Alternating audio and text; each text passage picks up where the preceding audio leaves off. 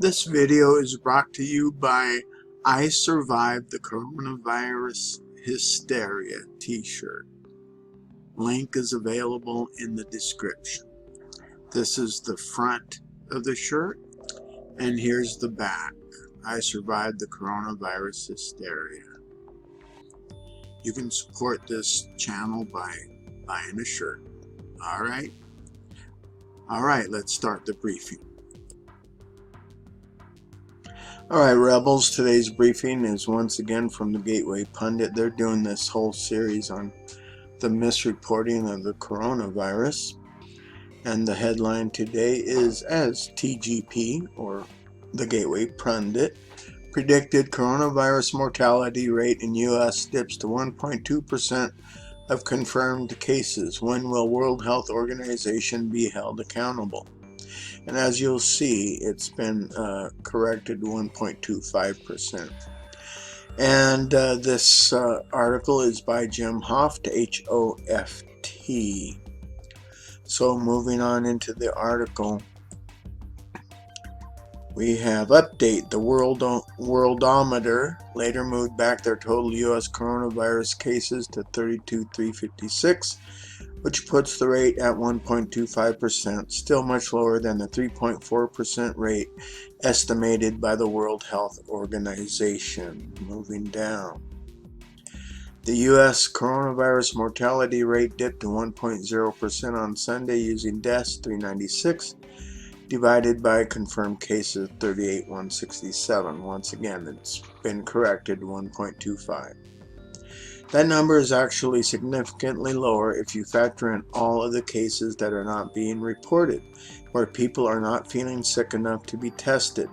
That number could be 6 to 7 times higher than the current number of 38,167. The mortality rate for the coronavirus in the U.S. continues to fall as more and more Americans are able to be tested. 12 days ago, the U.S. coronavirus mortality rate was 4.06. Today, the mortality rate is down to 1.25. So here's a series of mortality rates. 4.06 March 8th, 22 deaths of 541 cases, then 3.69% on the next day, 3.01% the next day, 2.95% the next day 2.52, then 2.27, 1.93 on the 14th, 1.84 on the 15th, 1.6 on the 17th, and 1.4% on the 19th. I don't know what happened to the 18th. 1.25% on the 20th, and 1.0 on the 22nd rather, which was corrected to 1.25. Yossi Getetner posted a list earlier in the week, and this is just the thing that I read to you. Thanks to the fraudulent numbers by the World Health Organization, the global economies are in a complete meltdown over the coronavirus panic. Now, after several days of testing, the numbers are starting to look more and more like what you would expect from a harsh flu season. Perspective. The 1918 Spanish flu pandemic killed 675,000 out of the U.S. population of 103,268,000, or about 1 in 200.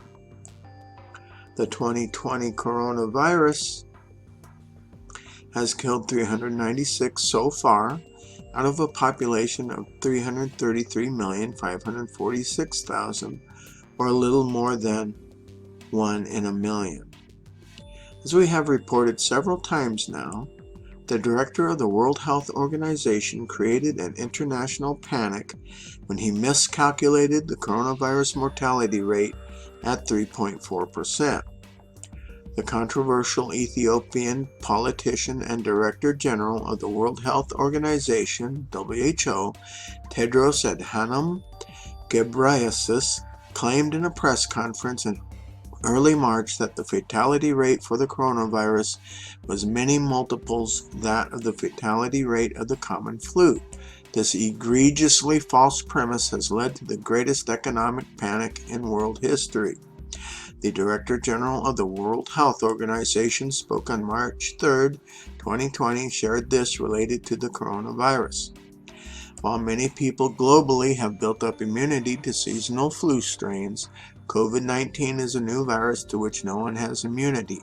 That means more people are susceptible to infection and some will suffer severe disease.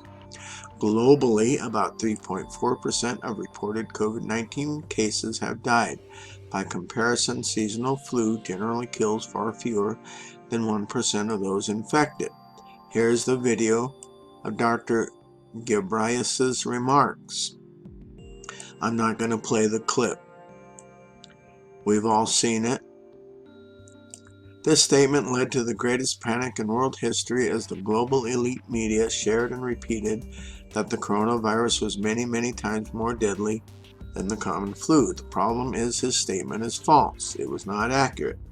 As the Gateway Pundit reported Monday, the coronavirus mortality rate reported by the media, as stated by Dr. Ghebreyesus, is completely inaccurate. He overstated the coronavirus mortality rate. You can read more on that here. That's what I have reported in previous videos. According to the weekly CDC flu report, flu deaths are up by 1,000 over last week. And according to the global coronavirus trackers, U.S. coronavirus deaths are up by 396 for the entire year on Sunday. The coronavirus panic may end up mathematical error in global history. That last sentence doesn't make any grammatical sense, but you get the understanding from the article. So guys, this doesn't mean that those who are at extreme risk are no longer at extreme risk. It's just that the panic is being shown as an overreaction. So there you have it. That's your briefing for today. Go forth and speak freely.